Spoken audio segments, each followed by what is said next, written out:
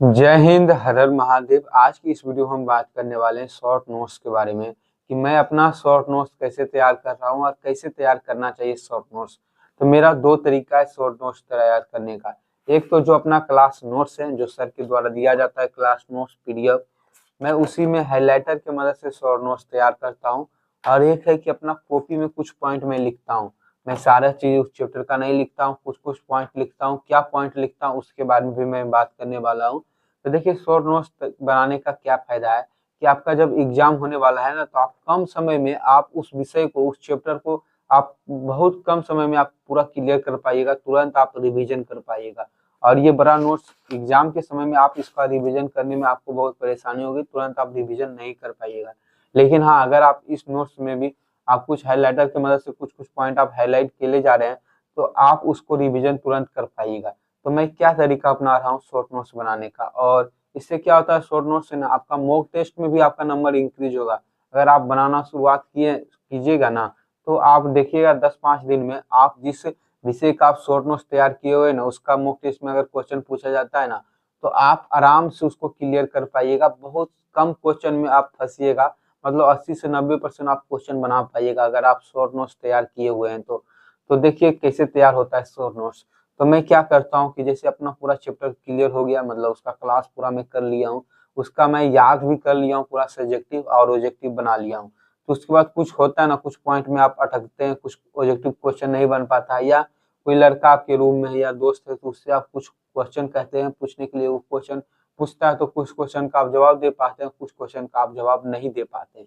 तो मैं क्या करता हूँ कि जो मैं जवाब दे पाता हूँ, मतलब जो मुझे याद है ना, उसको मैं हाइलाइटर की मदद से हाईलाइट नहीं करता हूँ। लेकिन जिसमें मैं कंफ्यूज हो जाता हूँ, जो मैं नहीं बता पाता हूँ, उसको मैं हाइलाइटर से उस पॉइंट को हाईलाइट कर देता हूँ।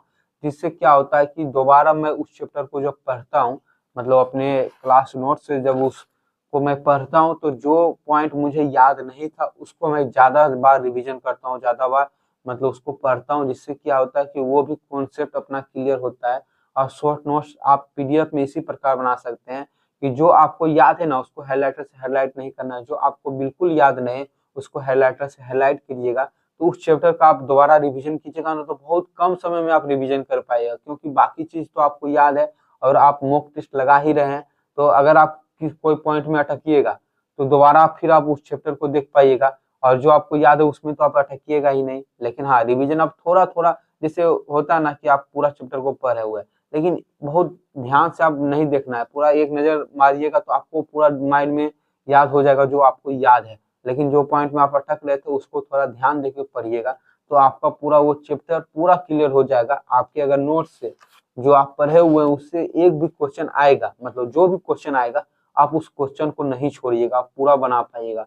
और दूसरा, नोट्स में कॉपी में क्या लिखता हूँ, तो जैसे मैं मॉक टेस्ट लगा रहा हूँ, और कुछ क्वेश्चन क्या होता है ना कि अपने क्लास नोट से बाहर का आ जाता है, जो मुझे समझ ही नहीं आता कि ये क्वेश्चन है क्या।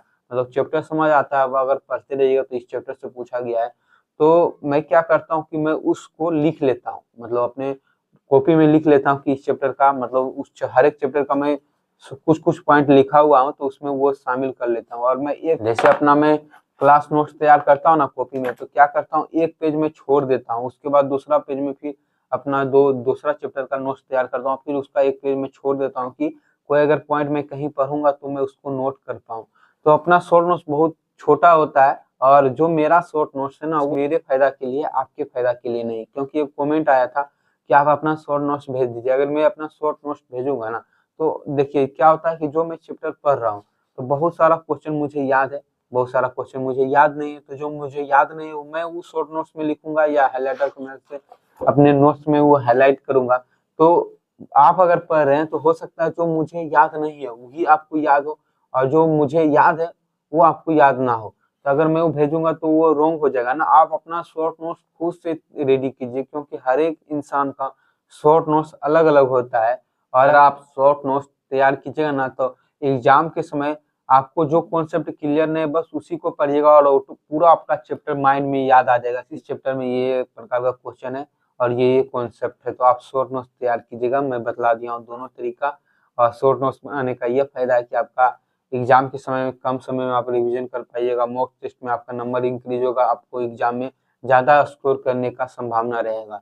तो इस वीडियो को मैं यहीं पे रखता हूँ। आप जान गए होंगे शॉर्ट नोट्स बनाने का तरीका कि आप हाइलाइटर की मदद से आप अपने बुक में हाईलाइट कर सकते हैं कुछ पॉइंट को, जो पॉइंट आपको याद नहीं है तो यही एक प्रकार का शॉर्ट नोट्स हो जाएगा। और कुछ क्वेश्चन आपको नया लगता है, अलग लगता है, ये या जो परीक्षा में आने की संभावना आपको लगता है, वो एक कॉपी में आप अलग से लिख लीजिएगा। आप हर एक पॉइंट को मत लिखिएगा। अगर आपको लगता है कि हर एक पॉइंट इंपॉर्टेंट है तो आप उसको नोट्स नहीं बनाइएगा, क्योंकि आपके पास वो तो है ही। तो आप क्या कीजिएगा, बस आपको बार बार रिवीजन करना है, तो आपको पता चल जाएगा कि भाई मुझे ये तो याद ही है, ये क्वेश्चन में पूछा जाएगा तो ये मैं बना ही दूंगा, जो मुझे याद नहीं है बस वो नोट कर लीजिएगा, तो आपका बेहतर नंबर हो पाएगा। तो इस वीडियो को यहीं पे रखते हैं। आपको समझ आ गया होगा कुछ पॉइंट, अगर कुछ नहीं आता है समझ तो आप कमेंट कर सकते हैं। तो जय हिंद, वंदे मातरम।